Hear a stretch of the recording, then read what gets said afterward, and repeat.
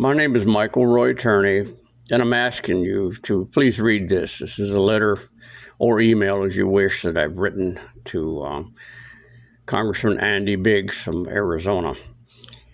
In an attempt, believe it or not, to preserve and or look at this insanity of government with its programs of wars on drugs and crime and terrorism and all this 24/7 media that has led to the destruction of the Charlie Kirk family unit. One more victim of all this Washington, D.C. corruption and abuse and 24/7 and social media insanity. Anyway, I wanted you to be able to please read this because this really is true. Though I'm not trying to jump on a bandwagon or take advantage of this situation, this is about family units as well as a disastrous situation where 24/7 media, social media, and what have you, and our politicians have set a mindset of a 22-year-old lone assassin who killed Charlie Kirk over political hatred, promoted by both parties to a point that's way beyond exuberant political rhetoric. This kind of disaster, and I mean it's a disaster, to a man who's very religious, obviously in favor of free speech, rights, and what have you, who was, in fact, promoting one political party, but not with hatred for the other, pointing out the mistakes made by the others. And all of us who have studied history surely knows the history of both of these political parties, going clear back to the greatest division that ever existed, which is beginning to form again like a volcano waiting to erupt, dividing this nation as during the Civil War.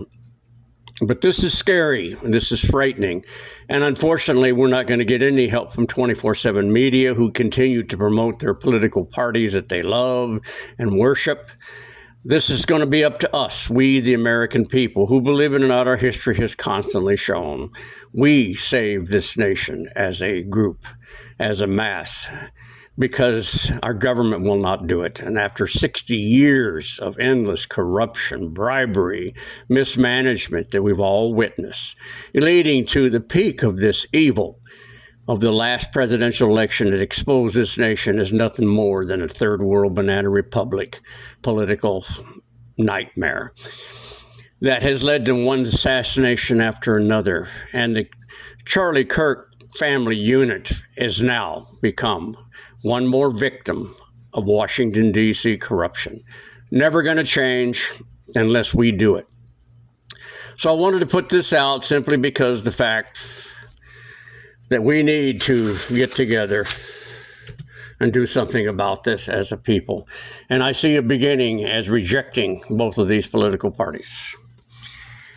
Anyway, I wanted to put this on to make sure that people fully understood. Okay.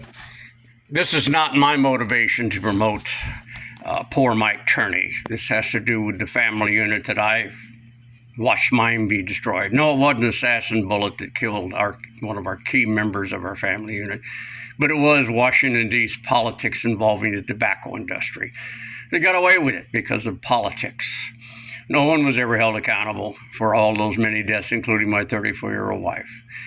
And no one really cared one way or another nationally. I didn't see it all over the news about me explaining to Sarah, a 4-year-old, that her mother was dead and went to God in heaven. No one cares. No one really did. But that little girl stemmed 1.1 million people on TikTok to believe her father was evil.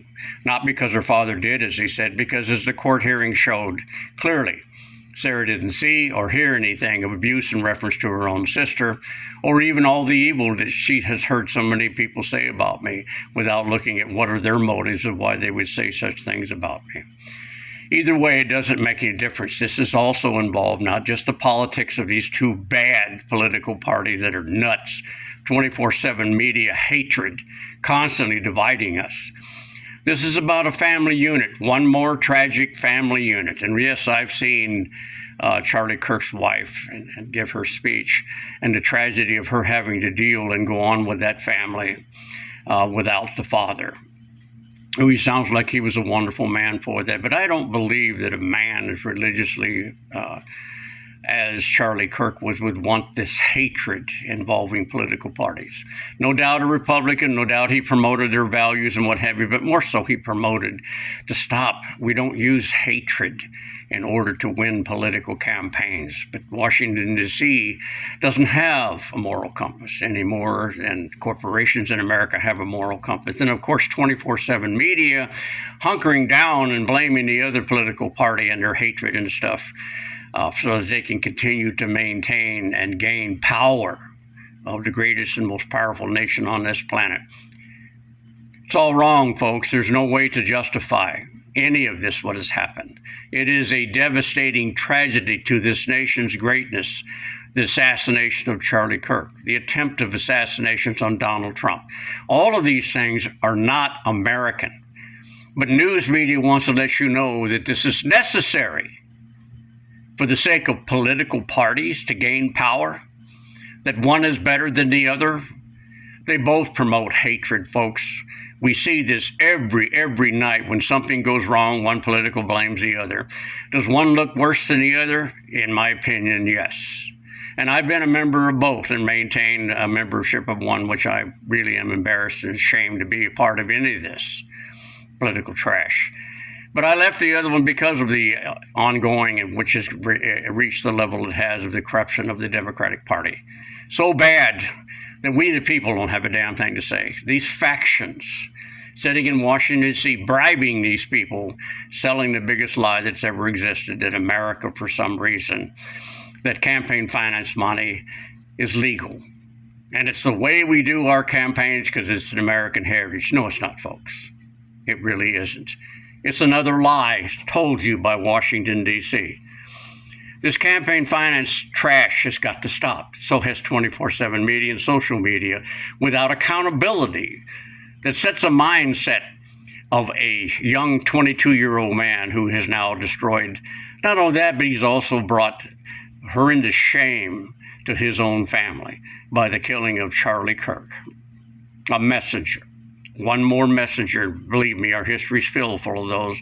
I've been that way. Instead of me being a martyr as I should be, imprisoned wrongfully because of politics from Washington, D.C., where I was never given a level playing field, where a politically female named Susan R. Bolton, appointed by Bill Clinton, who dismissed the charges against the guy when I revealed about the labor racketeering crap going on involving our unions when I was involved in unions.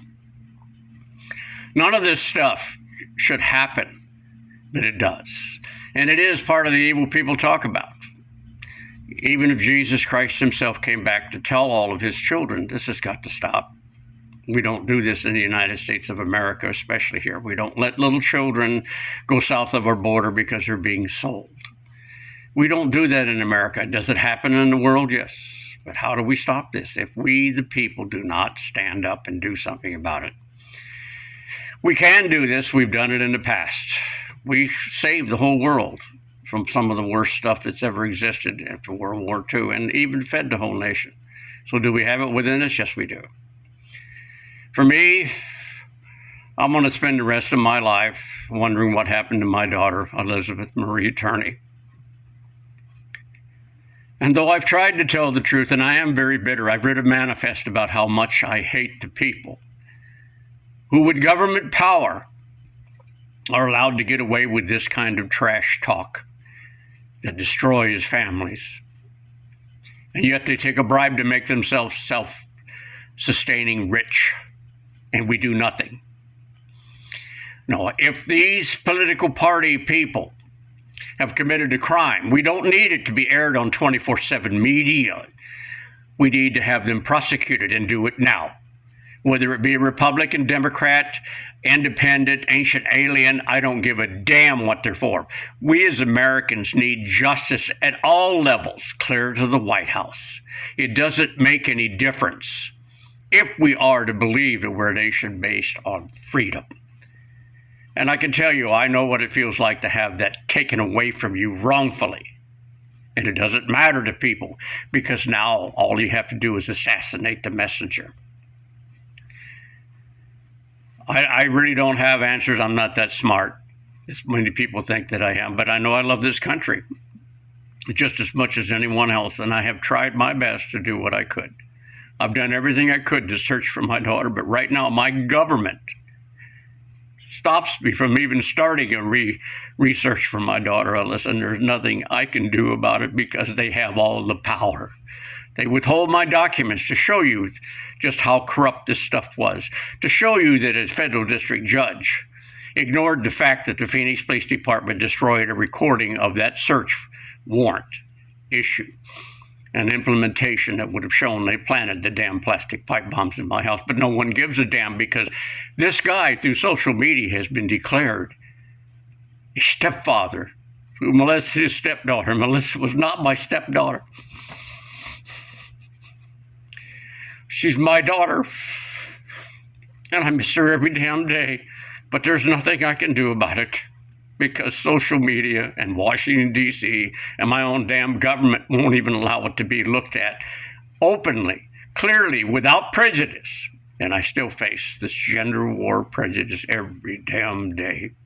Good luck to you. Pray for the Charlie Kirk family unit because they have been devastated by this D.C. cesspool crap and 24/7 media who just makes millions and billions of dollars off of all of this soap opera trash.